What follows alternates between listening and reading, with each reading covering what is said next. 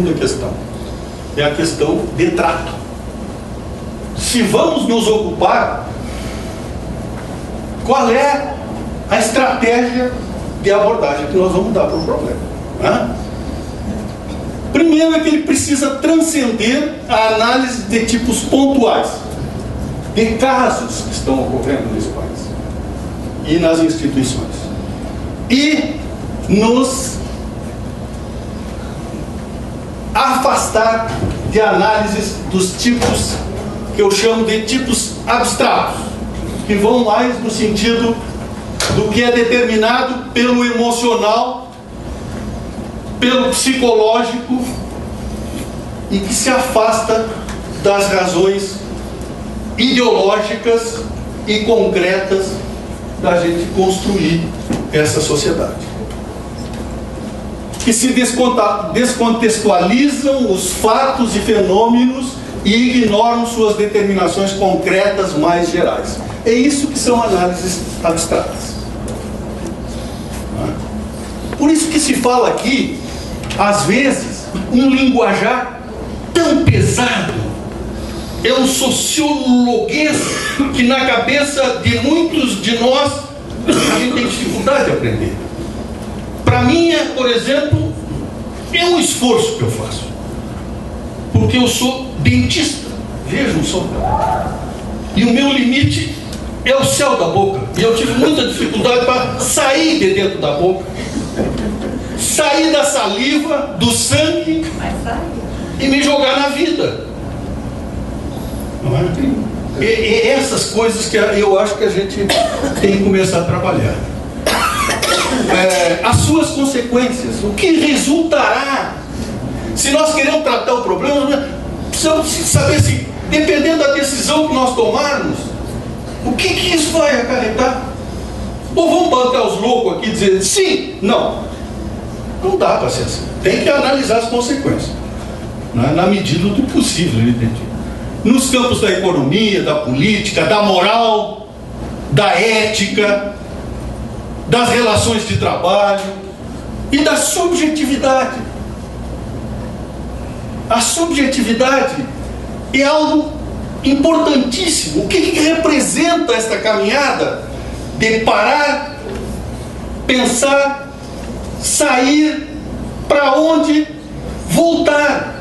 O que isso bate na cabeça, não minha, mas bate certamente na cada um de nós, mas nesta cabeça do sujeito coletivo que vai ser respingado com a situação, às vezes, pontuais que ocorrem em determinados lugares, relativamente a isso. A subjetividade é algo que a cientificidade excluiu da nossa vida. E se nós quisermos fazer política, e política sobre a ótica da classe trabalhadora, nós vamos ter que trabalhar também com esse componente, que é aquele componente que nos dá a garra, que nos dá vontade, que nos assegura o enfrentamento com algo que aparentemente a realidade tão cruel diz que é impossível de ser superado. Desconsiderando, evidentemente, interesses individuais e meramente corporativos. Este sindicato é um sindicato classista. Defende as situações de classe, mas não compactua com o cooperativismo, com o corporativismo irresponsável. O antes, seguindo esta linha de abordagem concreta, tem, e eu vou dizer uma coisa aqui que vocês podem duvidar, tem intensa e objetivamente,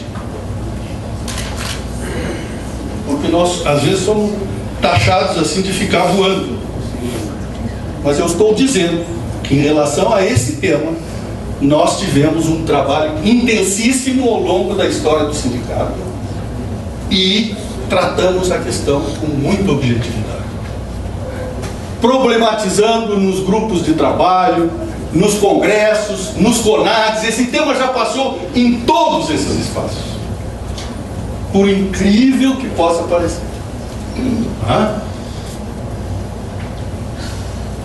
E estas reflexões, ainda que não tentando se aproximar dessa visão de totalidade, elas alimentaram uma outra coisa: deliberações.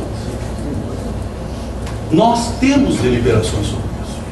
Pode ser que não estejam presentes hoje, porque a memória a gente perde, né, com muita facilidade.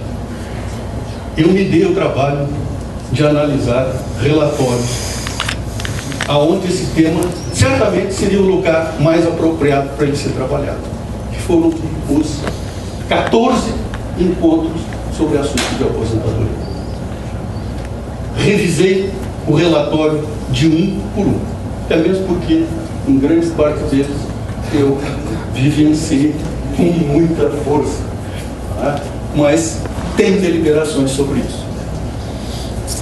De outra parte, não dá para desconsiderar que inúmeras sessões sindicais, não de hoje, mas de muito tempo atrás, se debruçaram também sobre eles. Produziram artigos, fizeram proposições sobre isso, debateram, se incomodaram, nós nos incomodamos muito, né? Mas as sessões sindicais desempenharam um importante papel. Esta sessão sindical agora nos traz, vai ser objeto da fala, um exemplo de como a sessão sindical se ocupa de uma parte dessa situação. De onde surge essa questão de volta do docente aposentado a atividades universitárias? Da onde surge isso? Quando é que esse fenômeno se apresenta para nós? Ele não está desde o início do sindicato. Ele ganha concretude maior ou concretude a partir de um momento aonde houve uma intervenção forte em termos de relações de trabalho, particularmente das transformações que foram impostas a essa sociedade para construir um novo modelo de Estado, para redefinir o papel dos aparelhos de Estado, e que se configuraram com o presidente Collor mais emblematicamente, aonde fomos elegidos como alvos preferenciais para uma reformatação, para uma modernização, para a construção de um Estado enxuto, eficiente e capaz de responder aos novos projetos de desenvolvimento e políticas de desenvolvimento existentes. 94, começou isso nos anos 90 e 94. Primeiro encontro nacional de docentes aposentados. Era de docentes aposentados, não era de assuntos de aposentadoria. Ocorreu em 94. E quem levantou a bola para começar essa discussão? Um texto sobre aposentadoria com dignidade, que foi produzido fundamentalmente pelos companheiros da Duxal, na Bahia, que é uma universidade privada, onde os companheiros colocavam a diferença de trato entre o docente das universidades públicas e o docente das universidades privadas, já se estabelecendo então uma leitura de distinção entre eles. Trabalho igual, aposentadoria diferente, né? E se já pensava numa aposentadoria com dignidade. Vamos lá.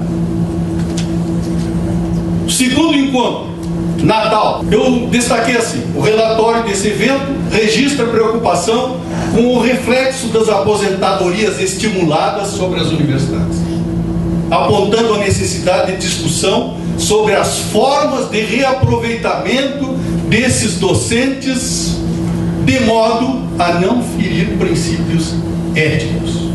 Na mesma linha, indica a importância de articular a mobilização desse segmento da categoria. 95.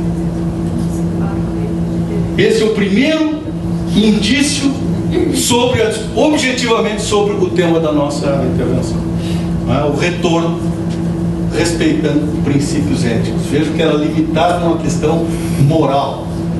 E por que era necessário colocar essa questão? Porque estava naquele momento a ameaça de perda da isonomia e da paridade. E o poder utilizava o discurso de que se os professores voltassem, não havia razão para ter a paridade, porque estavam continuando trabalhando, e aquilo desfazia todo um conjunto de razões. E o sindicato, então, aí chamou-se a responsabilidade de dizer alguma coisa que alguns estavam fazendo e que poderia se refletir sobre o coletivo. 96. Olha lá, o que está em vermelho. Desencadear um processo de conscientização e mobilização dos docentes da ativa, tendo como tal propósito aprovado uma carta aos docentes da ativa. 96. Os aposentados já chamavam, os sindicatos já sinalizavam para aquilo que o Chu hoje colocou aqui. Essa questão tem que ser enfrentada no conjunto da categoria e não apenas pelos aposentados. O 96 ainda, quarto encontro já, veja o que estava pautado: relação aposentado-instituição universitária, retorno ao trabalho, participação nas administrações das IES, isso tudo de docente aposentado. Aliás, o reitor falou disso hoje. Participação em atividades de pesquisa e extensão, a desvinculação de salários entre ativos e inativos, salários diferenciados, fontes diferenciadas de pagamento, aquela proposta indecorosa de que nos retirava da folha das universidades, nos remeter, já uma perspectiva de nos remeter para o regime geral, para a fonte do tesouro, né? Aí já preparando a história do que hoje está sendo posto como proposta dos candidatáveis aí, a unificação dos regimes, ou seja, um regime único de previdência. 97, quinto, a participação do professor aposentado no trabalho institucional, os processos de normatização que começavam a surgir pelas próprias universidades, a participação do professor aposentado nas instâncias colegiadas, acadêmicas e administrativas das IES. Vejam só aí que percurso. 99, sexto encontro. Aí sim, as reformas administrativas, aí que a coisa pegou mais fortemente. Emenda Constitucional 19, Previdência e Emenda Constitucional 20, aprovadas, analisaram-se os desdobramentos e consequências de suas aplicações, em particular para os servidores públicos ativos e aposentados.